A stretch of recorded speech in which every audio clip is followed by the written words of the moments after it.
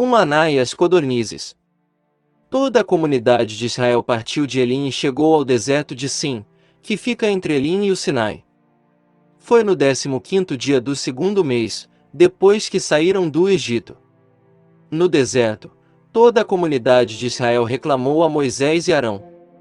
Disseram-lhes os israelitas: quem dera a mão do Senhor nos tivesse matado no Egito. Lá nos sentávamos ao redor das panelas de carne e comíamos pão à vontade, mas vocês nos trouxeram a este deserto para fazer morrer de fome toda esta multidão. Disse, porém, o Senhor a Moisés: eu lhes farei chover pão do céu. O povo sairá e recolherá diariamente a porção necessária para aquele dia. Com isso os porei à prova para ver se seguem ou não as minhas instruções. No sexto dia trarão para ser preparado o dobro do que recolhem nos outros dias. Assim Moisés e Arão disseram a todos os israelitas: ao entardecer, vocês saberão que foi o Senhor quem os tirou do Egito, e amanhã cedo verão a glória do Senhor, porque o Senhor ouviu a queixa de vocês contra ele. Quem somos nós para que vocês reclamem a nós? Disse ainda Moisés: o Senhor dará a vocês carne para comer ao entardecer e pão à vontade pela manhã, porque ele ouviu as suas queixas contra ele. Quem somos nós? Vocês não estão reclamando de nós, mas do Senhor.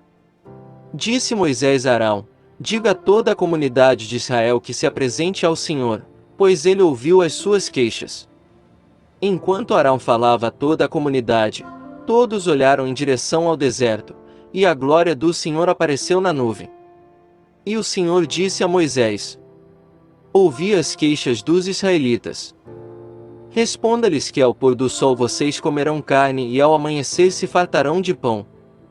Assim saberão que eu sou o Senhor, o seu Deus. No final da tarde, apareceram codornizes que cobriram o lugar onde estavam acampados. Ao amanhecer havia uma camada de orvalho ao redor do acampamento. Disse-lhes Moisés: este é o pão que o Senhor deu a vocês para comer.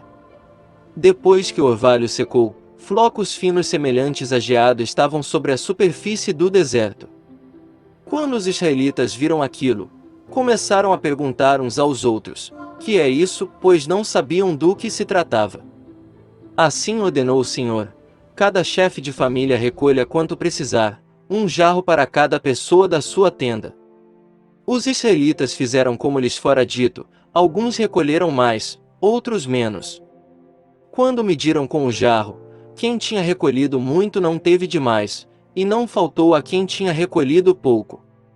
Cada um recolheu quanto precisava.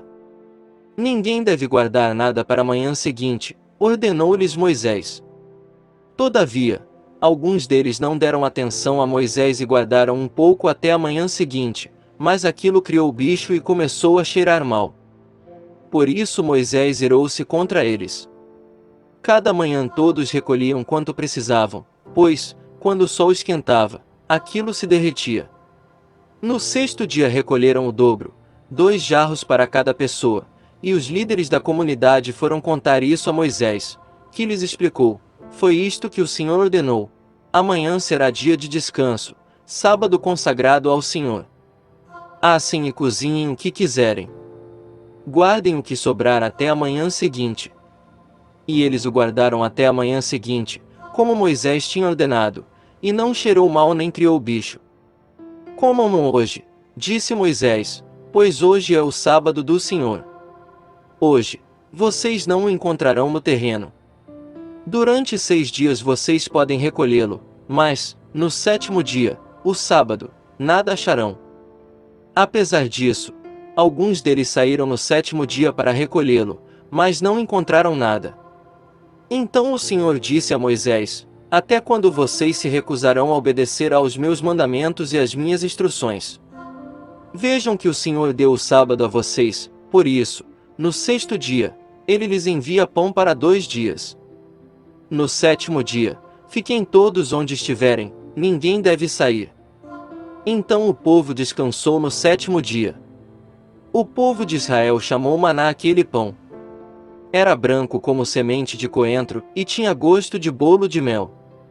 Disse Moisés: o Senhor ordenou a vocês que recolham um jarro de maná e que o guardem para as futuras gerações, para que vejam o pão que lhes dei no deserto, quando os tirei do Egito.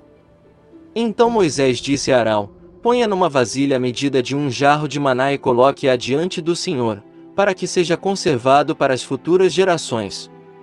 Em obediência ao que o Senhor tinha ordenado a Moisés, Arão colocou o maná junto às tábuas da aliança, para ali ser guardado. Os israelitas comeram maná durante 40 anos, até chegarem a uma terra habitável, comeram maná até chegarem às fronteiras de Canaã. O jarro é a 10ª parte de uma arroba.